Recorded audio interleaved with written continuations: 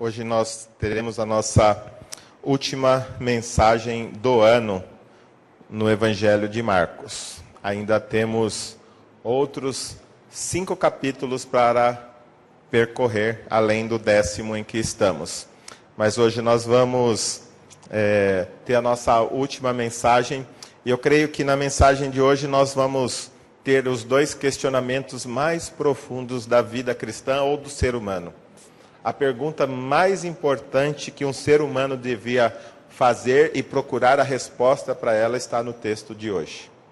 Então, hoje nós vamos dar sequência a esse evangelho que é tão esclarecedor, tão profundo, mas também muito questionador, que nos leva a pensar profundamente sobre a nossa vida e sobre o nosso relacionamento com Deus. Na semana a gente viu que Jesus recebendo as crianças e dizendo que o reino de Deus é para aqueles que são como crianças, porque as crianças recebem facilmente o reino de Deus. E a gente viu, enquanto nós pedimos para que as nossas crianças cresçam e ajam como adulto, o Senhor Jesus pede para que os adultos se tornem como crianças. A única maneira de nós podermos receber o reino de Deus com humildade, com dependência total e confiança nele, é sendo como uma criança ouvindo o Evangelho. E hoje nós avançaremos um pouquinho mais e a gente vai ver Marcos de 17 a 31. 10 de 17 a 31. Marcos 10, de 17 até o 31. Vamos falar sobre um rapaz, alguns chamam de homem rico, outros chamam de jovem rico. Nós vamos ver essa passagem. Vamos nos pôr de pé para lermos a palavra de Deus?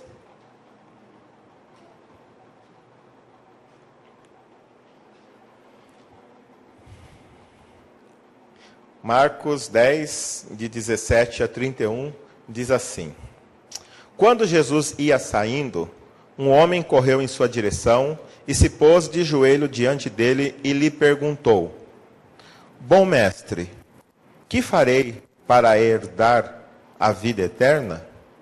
Respondeu-lhe Jesus: Por que me chama bom? Ninguém é bom a não ser um, que é Deus. Você conhece os mandamentos: não matarás, não adulterarás, não furtarás, não darás falso testemunho, não enganarás ninguém, honra teu pai e tua mãe.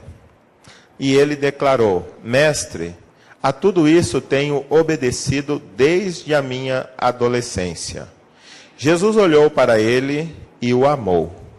Falta-lhe uma coisa, disse ele.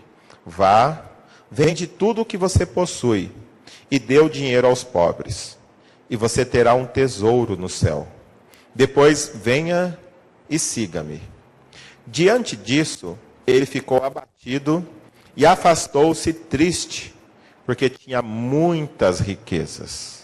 Jesus olhou ao redor e disse aos seus discípulos: Como é difícil aos ricos entrar no reino de Deus.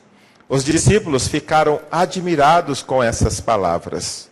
Mas Jesus repetiu: Filhos, como é difícil entrar no reino de Deus. É mais fácil passar um camelo pelo fundo de uma agulha do que um rico entrar no reino de Deus. Os discípulos ficaram perplexos e perguntavam uns aos outros: Neste caso, quem pode ser salvo? Jesus olhou para eles e respondeu: Para o homem é impossível, mas para Deus não. Todas as coisas são possíveis para Deus.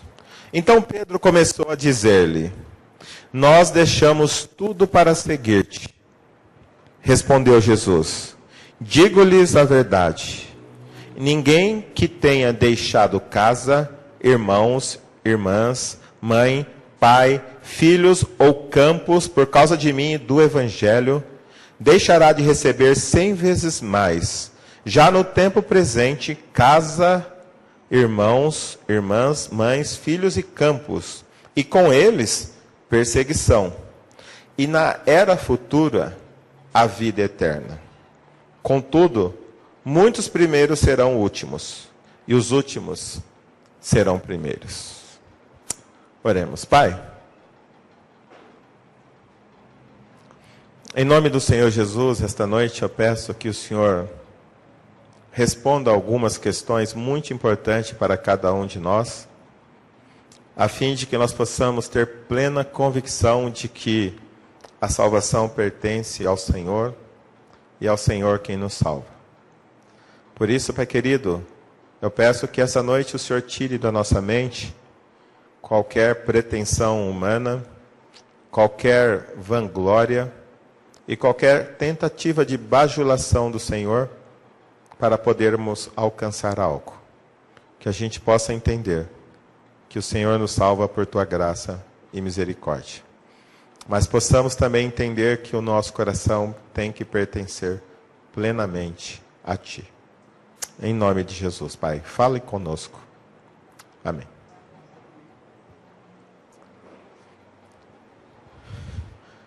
Podemos assentar? E hoje nós vamos falar a respeito de o perigo das riquezas para a alma humana. E a questão é, você realmente quer a vida eterna? O quanto você deseja ser salvo?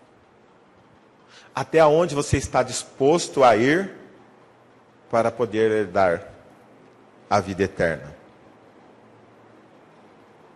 O quanto a eternidade ocupa a sua mente, o seu coração, as suas atividades, o seu tempo, o quanto realmente você tem interesse em fazer parte do reino de Deus. O que você está disposto a largar a fim de poder descansar na salvação que o Senhor Jesus tem para nós? E eu creio que esse é o grande questionamento da vida humana. O que devo fazer para herdar a vida eterna? E nós vamos pensar sobre o seguinte: as riquezas terrenas, ainda que de origem legítimas, são as maiores inimigas da alma humana. As riquezas terrenas, ainda que de origem legítima, são as maiores inimigas da alma humana. Jesus já falava: aonde está o seu tesouro, ali também estará o seu coração. Aonde você põe o seu coração, é porque ali se encontra o seu tesouro. E hoje nós vamos ver algumas armadilhas que nós podemos ter e podemos levar os que nos cercam a crer. Primeiro, quando nós olhamos para esse texto, a gente tem que entender claramente: atitudes piedosas podem esconder um coração avarento. Mas aí a gente pode pensar em tantas outras coisas. Uma atitude piedosa pode esconder um coração com tantos outros pecados quanto você possa imaginar. Mas hoje o texto está falando da avareza. O que é avareza? O que é ganância? O que é busca por dinheiro? E quando a gente começa a olhar para esse texto, a gente vê que Jesus estava saindo, aonde ele estava? Ele tinha uma conversa junto com alguns fariseus, depois ele estava recebendo algumas crianças, e quando ele estava saindo desse local onde ele havia acabado de abençoar as crianças, veio um homem e correu em sua direção, e notemos, olha o verso 10, diz que ele se pôs de joelho diante do Senhor. Veja só que reverência. Um homem saindo, correndo, se colocando de joelho diante do Senhor Jesus e perguntando: bom mestre, bom mestre. E a gente tem que entender que aparentemente esse rapaz, ele realmente estava interessado em herdar a vida eterna. Porque você se colocar diante de um rabino, que era muito mal visto pelas autoridades religiosas, embora o povo o aclamasse, mas ele não era bem visto entre as autoridades, entre os doutores da lei. Então você chega correndo diante dele, se ajoelha e fala: bom mestre. Eu creio que a resposta do Senhor Jesus, no verso 10, alguns de nós iríamos dizer: nossa, Jesus joga um balde de água sobre ele. O rapaz chega todo educado, o rapaz chega todo reverente, e Jesus lhe responde: por que me chamas bom? Ninguém é bom a não ser um, que é Deus. O próprio Senhor Jesus dizendo que bom somente é Deus. Será que Jesus estava questionando ele assim: você entende que eu sou Deus? Ou eu sou apenas um bom mestre? Eu sou apenas um bom homem? Eu sou apenas alguém que está ensinando coisas diferentes? Ou você reconhece que eu sou Deus? Porque bom só existe um, que é Deus. Muitos de nós achamos que somos bons, mas palavras do próprio Senhor Jesus: bom só tem um, que é Deus. Eu creio que muitas vezes nós achamos que podemos ganhar a simpatia do Senhor Jesus bajulando ele: bom mestre, ó amado guru, ó exaltado sobre as alturas. E Jesus dá logo uma lição nele: calma. Você vem aí ajoelhando, vem aí querendo saber sobre a vida eterna, mas Jesus é profundo conhecedor dos nossos corações. E aí ele diz: calma. Eu não quero que você venha até mim porque eu sou um bom homem, um bom mestre. Eu não quero que você venha a mim me bajulando. Eu não quero que você venha a mim por causa das suas emoções. Eu não quero que você venha a mim por causa de motivações erradas. Eu quero que você venha até a mim por causa realmente de quem eu sou. E que você tenha um pensamento correto a meu respeito. Talvez nós achamos que Jesus é apenas um bom homem. Muitos acreditam que Jesus foi um grande profeta, um grande filósofo, um revolucionário. Mas a Bíblia nos mostra que Jesus é muito mais do que um simples homem. Embora tenha encarnado, mas nós sabemos que o seu nascimento, que nós vamos comemorar daqui a alguns dias, o seu nascimento não foi um nascimento normal como o nosso, apenas motivado pela ação da carne. Sabemos que o nascimento do Senhor Jesus foi um nascimento virginal, mediante a poderosa atuação do Espírito Santo sobre Maria.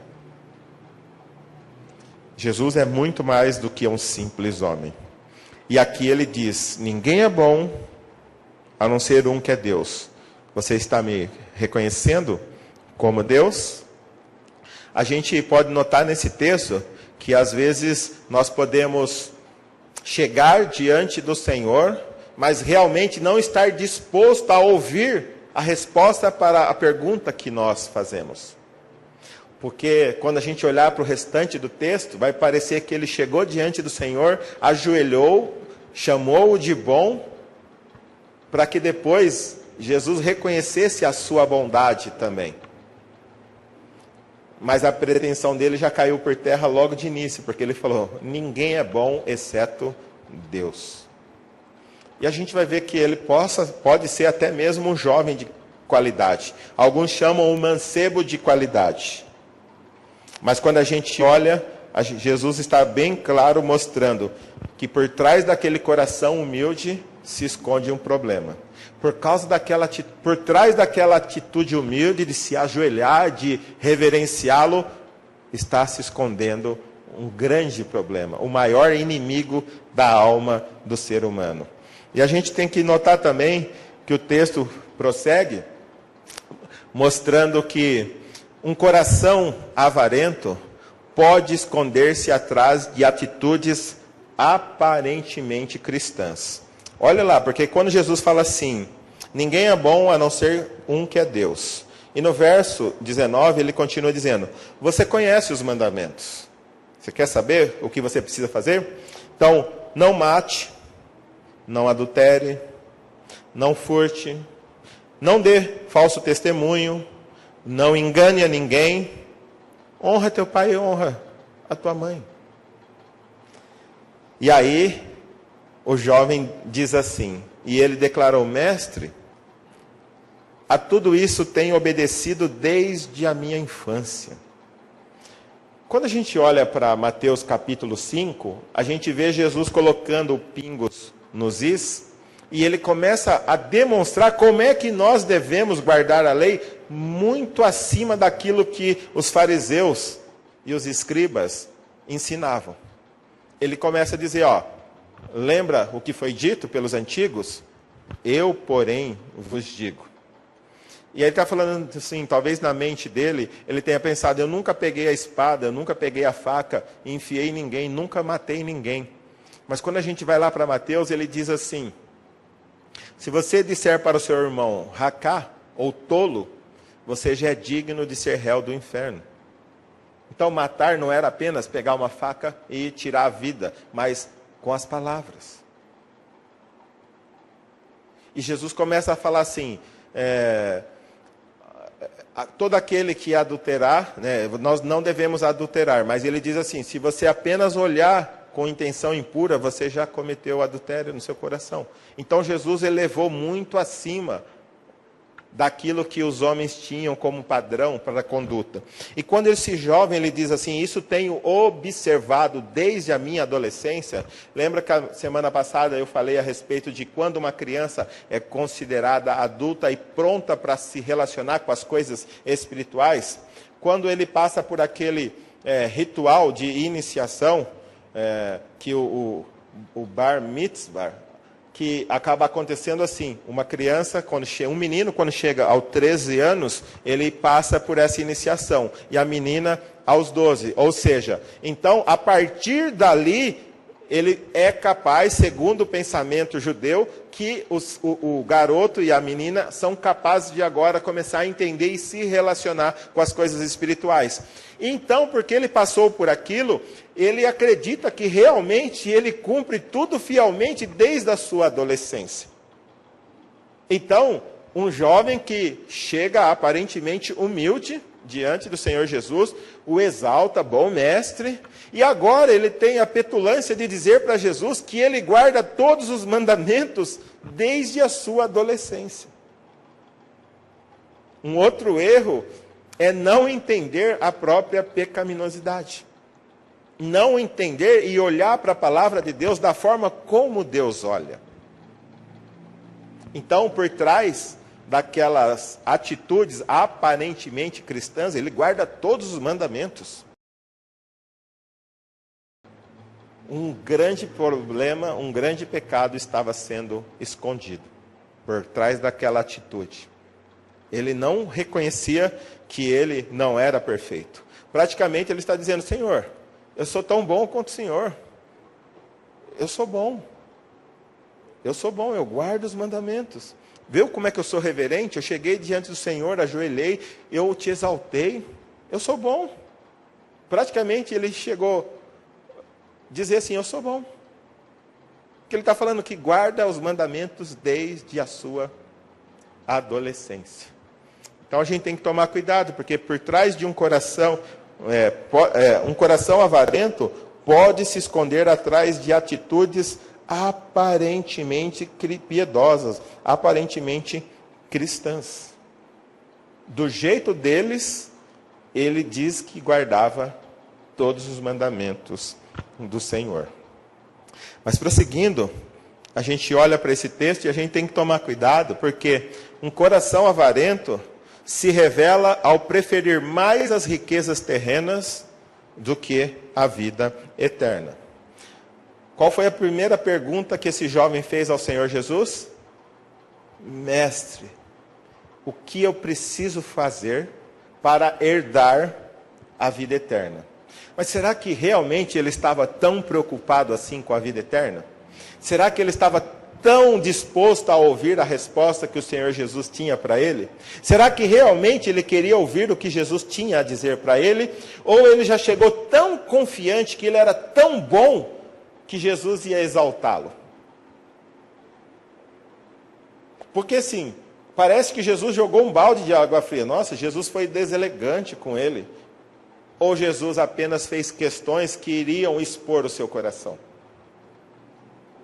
Porque quando a gente olha agora para os versos dos 21 até o 25, a gente percebe o seguinte: um coração avarento é revelado pelo amor mais intenso pelas riquezas do que pelo reino de Deus. Embora ele aparentemente estivesse interessado em saber o que fazer para herdar o reino de Deus, ele tinha uma coisa que ele amava muito mais do que o reino de Deus. E às vezes eu e você podemos ser assim, aparentemente amamos a Deus, aparentemente ansiamos por entrar no reino de Deus, mas quando Jesus olha para nós, quando Jesus expõe o nosso coração à palavra de Deus, a gente acaba entendendo que é muito difícil aquilo que Ele quer da gente. O que Ele pede para nós eu vou ter que sair da minha zona de conforto, então acho que é melhor não continuar do jeitinho que eu sou. E aqui, quando Jesus começa a conversar com ele, o verso 20 ele diz, ele declarou: mestre, tudo isso tenho observado desde a minha adolescência. Aí o verso 21, Jesus olhou para ele e o amou. Alguns comentaristas dizem que o elegeu, outros comentaristas dizem que esse o amou possa ser que ele afagou, passou a mão na cabeça dele ou o abraçou afetuosamente. Mas de alguma forma Jesus olhou para ele com uma atenção especial.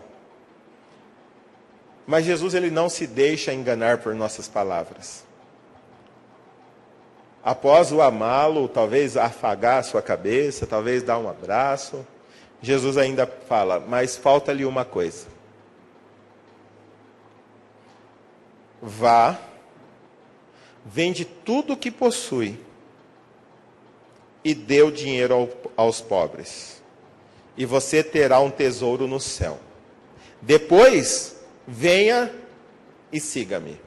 A questão é assim, será que Jesus está abrindo uma nova entrada do céu? Ao invés de crer nele como Senhor e Salvador, é necessário que a gente venda todas as nossas coisas e dê aos pobres para poder entrar ao céu? Será que é necessário isso? Ou será que Jesus está fazendo apenas os questionamentos corretos para trazer à tona que aquele jovem não estava assim tão interessado no reino de Deus? Ele estava, mas não muito. E Jesus expôs exatamente o X da questão. Se você olhar para os mandamentos que Jesus disse, não matarás, não adulterarás, não mentirás, não levantar falso testemunho, não vai honrar seu pai ou sua mãe, são do 5º ao 6º, ao 10º mandamento. Do 5º mandamento até o 10º. Ou seja, no que se dizia do relacionamento desse jovem com as pessoas, ele se achava irrepreensível. Tudo isso eu faço desde a minha adolescência. Mas o que Jesus agora começa a fazer? Começa a tratar dos 4 primeiros mandamentos. E o primeiro mandamento é: não terás outro Deus.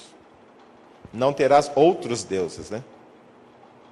E aqui Jesus começa a expor que aquele rapaz tinha um outro Deus além dele.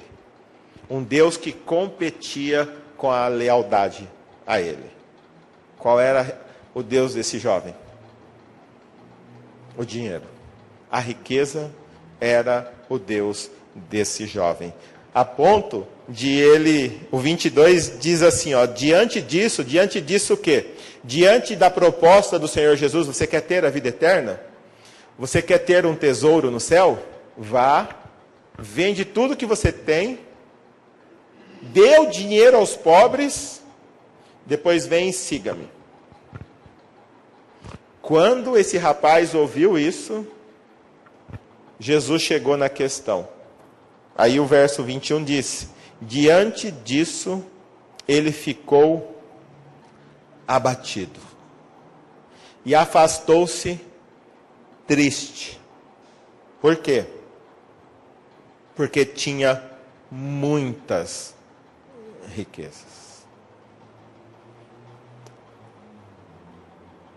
Esse jovem, por trás de uma aparente humildade, por trás de uma aparente reverência para com o bom mestre, por trás de uma aparente vida moral que guardava todos os mandamentos, escondia um coração arruinado pela avareza. Jesus dizia ali em Mateus: não podemos servir a dois senhores. Ou vamos amar um e odiar o outro, ou vamos amar o outro e odiar a um. Não podemos servir a Deus e a Mamon. Não podemos servir a Deus e às riquezas. E aqui o jovem está mostrando que ele tinha um certo interesse pelo reino de Deus, mas amava muito o dinheiro, muito mais o dinheiro do que o reino de Deus. Muito mais. É como uma piada que eu ouvi um tempo a respeito de que se o baiano gostava de farinha.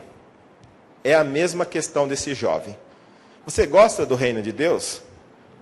Ou se gosta? E de dinheiro? Vixe! De dinheiro? Vixe! Ele gostava de Deus, mas o dinheiro o fascinava. As suas riquezas tomavam conta do coração dele. Nada além do que o dinheiro poderia tomar o lugar primeiro do seu coração. E a gente vê também que um coração avarento é praticamente impossibilitado de abandonar as riquezas para entrar no reino de Deus. Então Jesus continua, depois que esse jovem triste, abatido, virou as costas e já não queria mais saber o que ele precisava fazer. Ele perguntou, Jesus respondeu. Se ele tivesse tão interessado, ele falava: é para já, mestre. Como foi com Zaqueu? Zaqueu foi ao contrário. Zaqueu, Jesus não disse nada. Ele apenas falou, ele pregou o evangelho. Quando Zaqueu se converteu, ele disse: hoje mesmo darei metade dos meus bens, e se alguém eu defraudei, eu vou restituir 4 vezes mais. Jesus não precisou falar para Zaqueu abrir mão da sua riqueza. Ele entendeu que ele tinha encontrado o verdadeiro tesouro. Mateus, o publicano, que nós já estudamos, que era um cobrador de impostos, quando ele recebeu o convite de Jesus, ele abandonou a coletoria. Ele abandonou e seguiu Jesus. Os deuses foram invertidos imediatamente. Mas agora a gente olha Jesus falando a respeito de como é difícil um rico entrar no reino de Deus. O verso 23. Jesus olhou para os seus discípulos, enquanto o jovem estava indo embora. Como é difícil aos ricos entrar no reino de Deus. Os discípulos ficaram admirados com essas palavras, mas Jesus repetiu: filhos, como é difícil entrar no reino de Deus. Não só para os ricos, mas é difícil entrar no reino de Deus. Mas para os ricos, ele diz assim no verso 25: é mais fácil um camelo passar pelo fundo de uma agulha do que um rico entrar no reino de Deus. E esse texto é um dos textos que às vezes a gente tem que tomar muito cuidado, que é um dos textos muito fantasiados, e a gente ouve cada coisa que eu já falei algumas delas. Mas as duas maiores heresias a respeito desse texto, a respeito do camelo e da agulha. A primeira é que eles querem dizer que na entrada de Jerusalém tinha uma passagem muito baixinha chamada agulha. E o camelo, não sei se, na verdade, parece que ele não dobra o joelho, não sei se é para frente ou para trás. Tem uma forma que ele não consegue abaixar e fazer assim. Então, para que o camelo passasse ali, ele teria que ajoelhar e passar se arrastando. E o camelo não consegue fazer isso.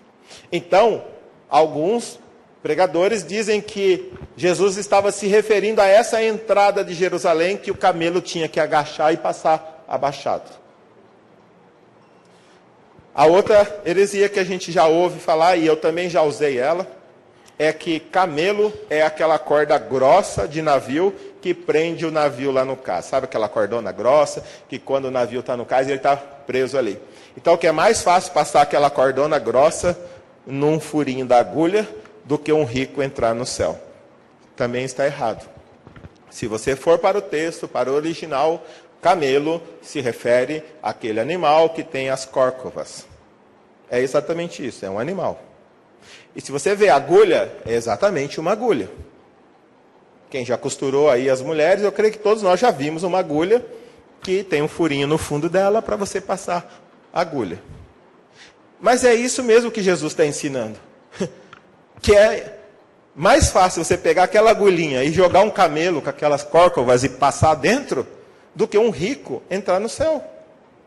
Ele está dizendo exatamente isso. Ele está mostrando como é difícil para quem confia nas riquezas, abandonar as riquezas para então agora confiar apenas em Deus. É isso que ele está mostrando. É muito difícil. Ele não está falando daquela cordona grossa e ele também não está falando daquela entrada em Jerusalém. Ele só está usando um exemplo que todo mundo conhecia ali. Um camelo, um animal muito comum naquela época, e uma agulha. É mais fácil um animalzão daquele tamanho passar dentro do furinho de uma agulha do que um rico deixar de confiar em suas riquezas e confiar em Deus. É isso que Jesus está explicando. Simples, simples. E os discípulos, então, ficaram perplexos no verso 26. Os discípulos ficaram perplexos. Por quê? Eles perguntavam uns aos outros, neste caso, quem pode se salvar, então? E aí vem a questão. Você quer realmente entrar no reino de Deus? Agora, você está interessado em saber quem é que pode se salvar? Quem é que pode se salvar? E quando a gente olha para o verso 27, vem a resposta. E a gente tem que pensar assim. Jesus, ele olhou para eles e respondeu: para o homem é o quê? Impossível. Nem um ser humano, por mais piedoso que seja, por mais religioso que seja, por mais fiel que seja a sua igreja, a sua religião, ou até mesmo a Deus, ele não é capaz de se salvar. Palavras do Senhor Jesus. A resposta, a pergunta foi: neste caso, quem pode ser salvo? Jesus responde: ao homem é impossível se salvar. O homem não pode se salvar. Mas ainda bem que o texto não para aí. Porque ele diz: mas para Deus, todas as coisas são possíveis. O homem não pode se salvar. Mesmo que você chegue diante de Deus e diga: eu guardo todos os mandamentos desde a minha adolescência, você não vai ser salvo. Mesmo que você bajule Deus: Deus, o Senhor é o cara mais legal que eu conheci nessa vida. O Senhor é 10. Você não vai entrar no céu por bajular Deus. Você não vai entrar no céu por se considerar uma pessoa boa. Ou por considerá-lo bom. Você não vai. entrar no céu. Mas Deus pode te salvar. Deus quer te salvar. Ele quer apenas que você deixe de confiar naquilo que você tem confiado e depositado a sua esperança, para confiar e depositar a sua confiança única e exclusivamente em Deus. Sempre que eu e você desejarmos alcançar a salvação por méritos próprios, por desempenho, nós nunca seremos salvos. Mas quando nós entendermos que somos incapazes, e então depositarmos as nossas vidas na mão daquele que pode nos salvar, então podemos alcançar a salvação. Para o homem é impossível se salvar. Mas para Deus, todas as coisas são possíveis. Até mesmo salvar um rico. Entenda, ele não está dizendo que um rico não entra no... Ele está dizendo que é muito difícil. Porque a gente viu ricos indo para o céu. A gente vê José de Arimateia. A gente vê os reis, que são pessoas ricas, Davi, Salomão. A gente vê mulheres lá do palácio, da alta sociedade, servindo a Jesus com seus bens, servindo a Paulo. Mulheres ricas que foram salvas. Então ele não está dizendo que rico não vai para o céu. Ele apenas está dizendo que é difícil porque, na maioria das vezes, o rico confia nas suas riquezas e não em Deus. A segurança deles está no bolso. A segurança deles está no quanto eles têm lá na poupança. E não num Deus que pode salvar. É isso que Jesus está dizendo. Rico pode ir para o céu? Pode. Desde que ele confie em Cristo e não nas suas riquezas. Mas é muito difícil, porque aqui a gente vê um jovem aparentemente piedoso, humilde, bajulando Jesus, mas quando ele diz, vende a sua riqueza e vem e segue-me, e você vai ter um tesouro no céu, ele sai triste e vai embora. E quando a gente avança um pouquinho mais, a gente vê que um coração avarento, como qualquer outro, pode ser alcançado por Deus, pois para ele nada é impossível, como a gente está vendo. Um coração avarento, como qualquer outro, pode ser salvo apenas por Deus. Somente Deus pode salvar, não somente um coração avarento, mas um coração orgulhoso, um coração rebelde, um coração, seja o que for. Deus pode salvar esse coração. Deus pode salvar essa pessoa. E a gente tem que entender também que um coração avarento pode herdar maior riqueza quando abre mão de seu tesouro terreno por causa do tesouro celestial. Porque Pedro, vendo a respeito, sim, Jesus tinha pedido para o jovem rico vender os seus bens e distribuir aos pobres. Quem que tem que falar? Só pode ser ele. Pedrão. Pedrão então chega e fala, Senhor, nós deixamos tudo para te seguir. Ele está falando assim, ó, o Senhor mandou ele vender tudo e dar para os pobres, que depois ele teria um tesouro no céu. E nós? Nós deixamos tudo para te seguir. E Jesus foi muito claro. Verso 29, digo-lhes a verdade, ninguém que tenha deixado casa, irmãos, irmãs, mãe, pai, filhos ou campos, por causa de mim e do Evangelho, deixará de receber 100 vezes mais, já no tempo presente, casa, irmãos, irmãs, filhos, campos, mas também com eles é algo que a gente pula e que o pessoal da prosperidade não diz. Que junto com todas essas coisas boas que a gente vai receber o quê? Perseguição. Perseguição faz parte do pacote. Pessoas acham que vai entregar a vida para Jesus e todos os seus problemas vão cessar. Ele está dizendo, não, se você abrir mão por causa abrir mão de pai, mãe, filho, casa, campos, bens, por minha causa e por causa do Evangelho, você vai receber 100 vezes mais. Tanto aqui, mas também vai receber perseguição. Se você desejar seguir a Jesus fielmente, seguir os passos dele, provavelmente você será perseguido, até mesmo dentro da sua casa, e às vezes até mesmo dentro da igreja. Ele está dizendo, junto com tudo, você vai receber perseguição.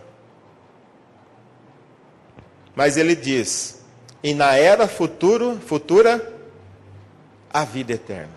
O jovem não queria saber? Ele está falando, largue tudo, venha me seguir.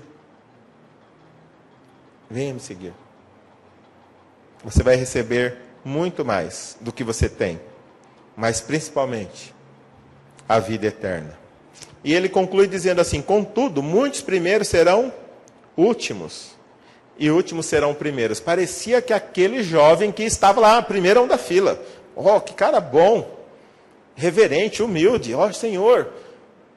Senhor, bom mestre, de joelho, o que eu devo fazer para dar a vida eterna? Nossa, qualquer um de nós colocaríamos esse rapaz em primeiro da fila, humilde. Depois ele diz que guarda todos os mandamentos desde a adolescência. Olha que cara bom. Eu e você colocaríamos esse cidadão em primeiro da fila. Não, se alguém ganha o céu pelos próprios méritos, era esse jovem. Esse jovem era o jovem perfeito. Mas Jesus termina falando assim, muitos primeiros serão últimos. Ele que estava tão próximo, acabou ficando de fora.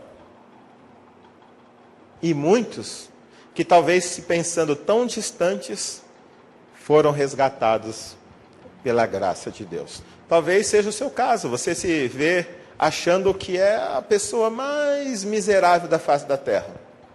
O próprio Senhor diz que últimos podem ser primeiros. Por quê? Porque não depende de você. Depende de Deus. Depende da graça dele. Depende do seu amor, do seu cuidado. Não depende do que eu e você façamos. Depende daquilo que ele faz por nós. Para o homem é impossível. Se você está lutando para tentar se salvar, uma boa notícia para você. Pode parar. Descansa. Você nunca vai conseguir se salvar. Mas creia em Deus, que Ele sim quer salvar você. Ele sim pode te salvar. Você é incapaz, eu sou incapaz. Mas Ele, para Ele, todas as coisas são possíveis. Salvou Paulo, que se dizia o pior dos pecadores, assassino de crentes, destruidor da igreja. Jesus foi e resgatou ele. Deus salvou ele. Se salvou Paulo, pode salvar a mim, pode salvar a você também. Para ele, todas as coisas são possíveis. Todas as coisas são possíveis. Quando a gente olha para esse jovem, aparentemente, talvez a gente fique do lado dele contra Jesus. Nossa, como Jesus foi grosso com ele, né? O cara chega lá tão reverenciando, mas Jesus já dá uma ducha de água fria nele. Por quê? Porque Jesus conhece o nosso coração. Ele sabe exatamente aonde ele precisa tocar. E é exatamente aonde ele precisa tocar que nós não queremos que ele toque. E a questão é, ou eu permito que ele toque, ou eu vou embora sem ele. Porque eu quero as glórias terrenas e ao mesmo tempo poder receber as glórias celestiais. Não. Um ou outro. O nosso trono, o trono do nosso coração só tem lugar para um. Ou para Deus, ou para qualquer outra coisa. Se tem qualquer outra coisa, Deus não está sentado ali. O texto é muito claro. Alguém muito interessado que por fim saiu sem... mostrou que não tinha tanto interesse assim. Alguém que aparentemente tinha tudo para estar no céu, mas que tinha outro Deus além do Senhor. Portanto, a gente deve pensar o seguinte: as riquezas não se constituem um perigo apenas para a alma dos ricos, mas também para a alma dos pobres, que investem o melhor de suas vidas tentando conquistá-las, ao invés de dependerem de Deus. A gente pensa que avarento é só rico, né? É só quem tem riquezas que é avarento. Não. O pobre também pode ser. Por quê? Porque o melhor da sua vida, o melhor do seu vigor, o melhor do seu tempo, o melhor de toda a sua vida, um pobre pode desperdiçar correndo atrás de dinheiro. Mais dinheiro. E mais dinheiro. E mais dinheiro. E não percebe que ele está como o jovem rico. Ao invés de confiar em Deus, que supre a sua família, ele usa o tempo para Deus, o tempo para a família, o tempo para todas as outras coisas, para correr atrás de dinheiro. Então, a avareza não é um problema dos ricos. A avareza é um problema de um coração idólatra, que não crê em Deus, mas confia sim que tendo dinheiro pode ficar tranquilo. Descansa no dinheiro. Dinheiro não é problema apenas de rico. Tem muito pobre se matando para tentar ganhar dinheiro. Então tome cuidado. Tome cuidado. Porque as nossas desculpas são diversas. Eu preciso dar uma vida melhor para minha família. Eu preciso estudar os meus filhos numa boa escola. Eu preciso isso, preciso aquilo. Mas o que é mais prejudicado é o nosso relacionamento com Deus. Se eu tenho que arranjar um tempo para ganhar mais dinheiro, esse tempo é exatamente na minha hora devocional ou na hora do meu culto ao nosso Deus. Pode prestar atenção nisso. Entenda, lembra qual é a proposição? Que as riquezas, ainda que legítimas, ou seja, você ganhou a sua riqueza trabalhando, foi de uma forma legítima, mas elas se constituem uma armadilha para a alma. Por quê?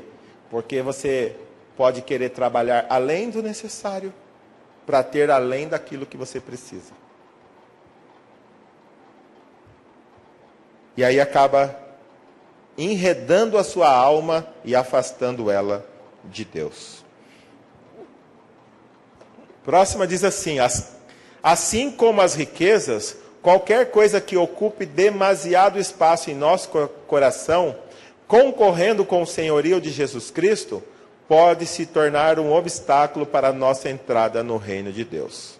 Seja dinheiro, emprego, amizade, namoro, profissão, estudo, lazer, não importa o que eu coloque diante de Deus. Aquilo pode se tornar um obstáculo para que eu entre no reino de Deus.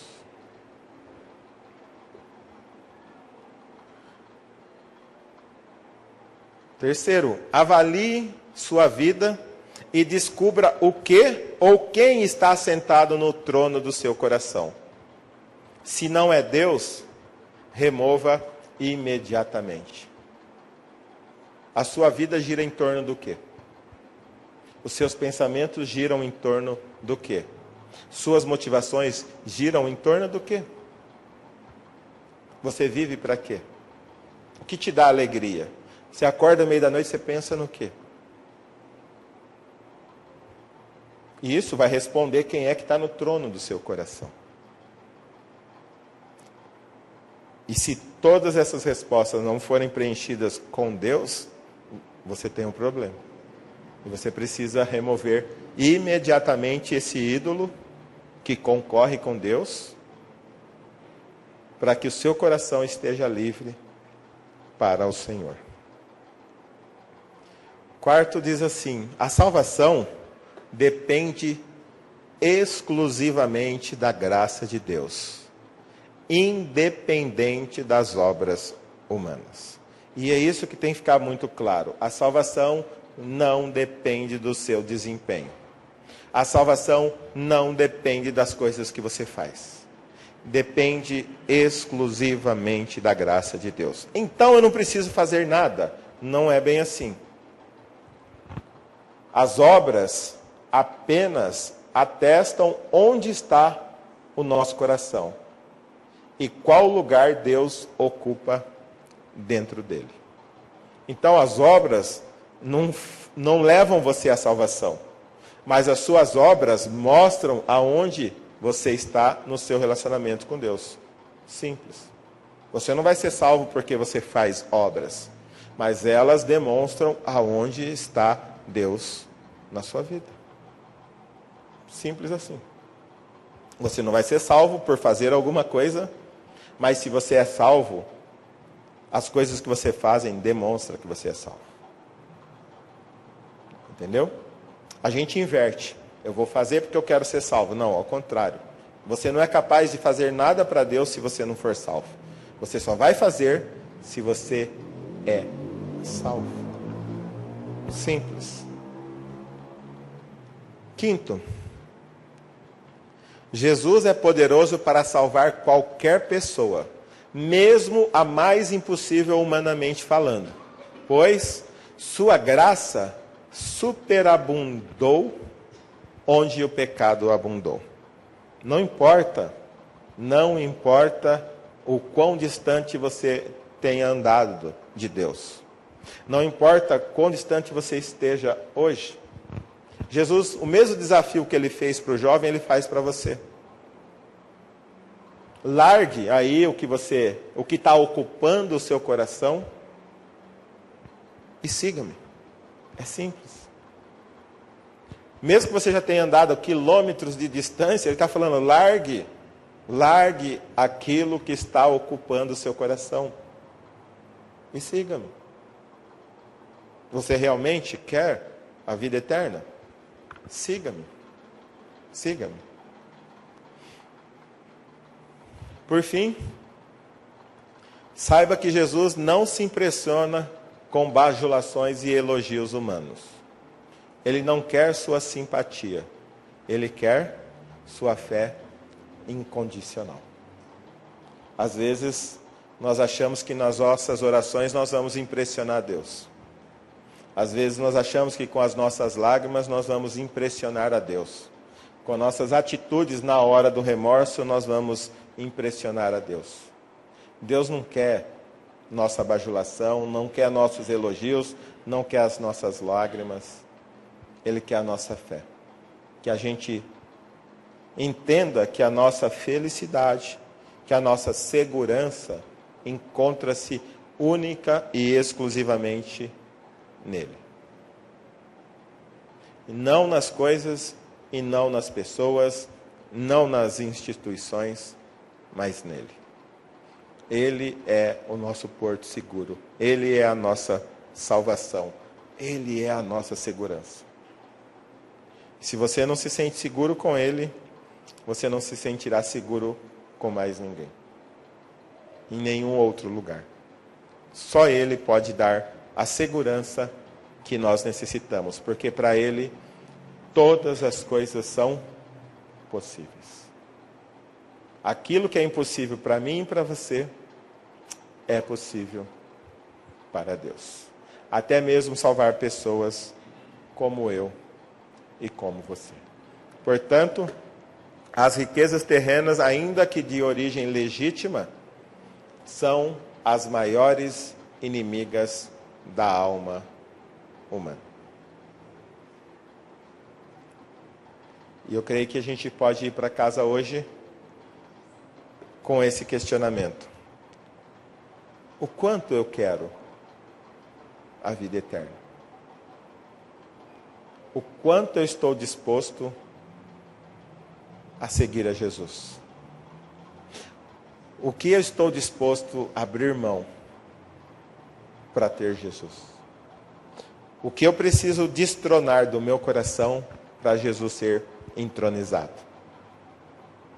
Quem é que está ocupando o trono do meu coração? Quem está reinando em meu coração? Pense nisso. Pense nisso. Que Jesus encerrou assim: há muitos primeiros que serão últimos, e muitos últimos que serão primeiros. Talvez você esteja lá no final da fila, mas hoje, quem sabe, você entendeu que você precisa abrir espaço no seu coração para Jesus. E você pode ir lá para frente. Talvez você esteja tão perto, domingo após domingo, ouvindo a mensagem. Mas domingo após domingo tem alguém preenchendo o seu coração. Tem alguma coisa que preenche o seu coração. Mas hoje você entendeu. Jesus quer a sua fé incondicional. Abra a mão. Não faça como o jovem rico. Creia plenamente e confie plenamente em Jesus.